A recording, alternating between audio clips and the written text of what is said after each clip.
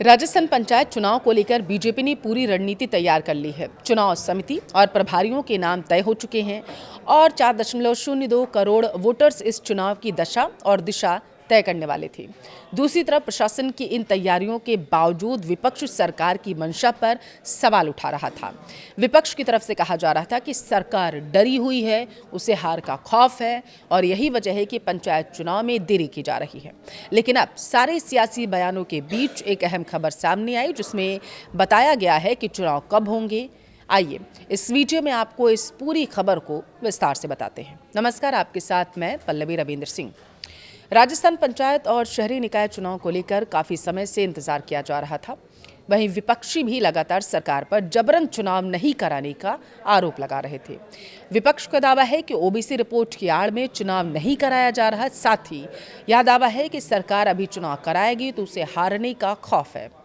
चुनाव को लेकर नया अपडेट सामने आया जिसमें साफ हो चुका है कि अभी सितंबर तक फिलहाल निकाय चुनाव के कोई आसार नहीं है। इसकी वजह आपको बताते हैं। राजस्थान में पंचायती राज और शहरी निकाय चुनावों को लेकर तस्वीर अब लगभग साफ हो चुकी है।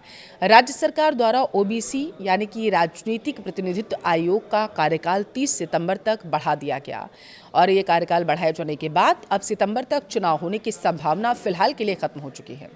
ऐसे में चुनाव अक्टूबर तक टलते नजर आ रहे हैं। क्यों टल रहे हैं चुनाव, अब वो समझिए।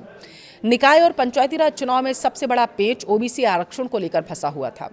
आयोग की रिपोर्ट के बिना सीटों का आरक्षण तय नहीं हो सकता, ये सरकार की तरफ से कहा जा रहा था, जिससे पूरी चुनावी प्रक्रिया अटकी हुई थी, प्रभावित हो रही थी। आयोग को जिलों से मिले आंकड़ों में खामी मिली थी। कई पंचायतों के जनसंख्या डेटा अधूरे या गलत मिले थे। जनाधार के डेटा से भी आयोग ने रिपोर्ट में मदद ली थी, लेकिन उससे भी गड़बड़ दिखी। तकरीबन 400 गांव में तो इन रिकॉर्ड के मुताबिक ओबीसी की कोई आबादी ही नहीं थी। साथ ही एससी, एसटी और ओबीसी का सही अनुपात तय नहीं हो पा रहा था और इसी कारण आयोग समय तक पर रिपोर्ट नहीं दे पाया और कार्यकाल आगे बढ़ाना पड़ा है। सितंबर तक क्यों बढ़ाया गया है कार्यकाल, वो आपको बताते हैं। ऐसा माना जा रहा है कि सरकार की मंशा ट्रिपल टेस्ट की है। दरअसल सुप्रीम कोर्ट के ट्रिपल टेस्ट नियम के तहत सही सर्वे और डेटा के आधार पर ही आरक्षण लागू किया जाए, ऐसा सरकार से जुड़े लोगों का मानना है। पहले 31 मार्च तक रिपोर्ट आने की उम्मीद थी, लेकिन डेटा अधूरा होने से सर्वे दोबारा कराना पड़ा और अब यह प्रक्रिया सितंबर तक पूरी होने की संभावना जताई जा रही है। आयोग का गठन सरकार ने मई 2025 में किया था, अगर आपको याद हो, और इसके बाद आयोग की रिपोर्ट में लग रहे वक्त के चलते इसकी मियाद एक बार फिर से बढ़ाई गई है। आपकी जानकारी के लिए आपको बता दें, और अगर आपको याद हो तो राजस्थान में आगामी पंचायत चुनाव को लेकर भारतीय जनता पार्टी ने अपनी रणनीति लगभग तैयार कर ली थी। पार्टी राज्य चुनाव आयोग की ओर से चुनाव कार्यक्रम घोषित करने का इंतजार कर रही थी, ऐसा पार्टी की तरफ से दावा किया गया। ग्रामीण सरकार के गठन को पार्टी सत्ता और संगठन दोनों के लिए अहम मानने का दावा कर रही थी, इसलिए तैयारी पहले से ही शुरू कर दी गई थी।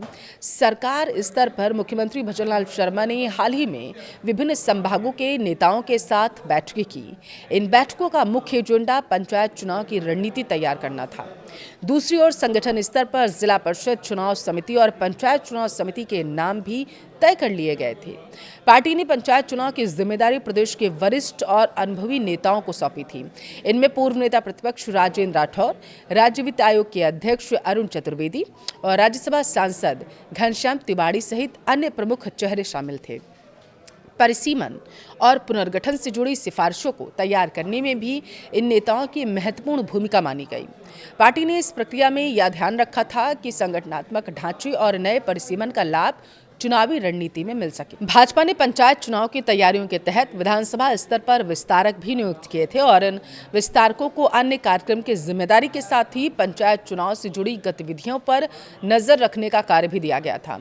इनके माध्यम से पार्टी ने जमीनी फीडबैक जुटाने और वोटर्स की नब्ज समझने का प्रयास किया था और इसी आधार पर आगे की रणनीति को अंतिम रूप भी दिया जा रहा था। लेकिन विपक्ष सरकार की मंशा पर सवाल उठा रहा था। दावा किया गया था कि विपक्ष की तरफ से दावा किया गया था कि सरकार को हार का डर है, इसलिए वो चुनाव कराने में देरी कर रही है। आपको क्या लगता है, राजस्थान में पंचायत चुनाव कब तक होंगे? कमेंट में अपनी राय जरूर दें।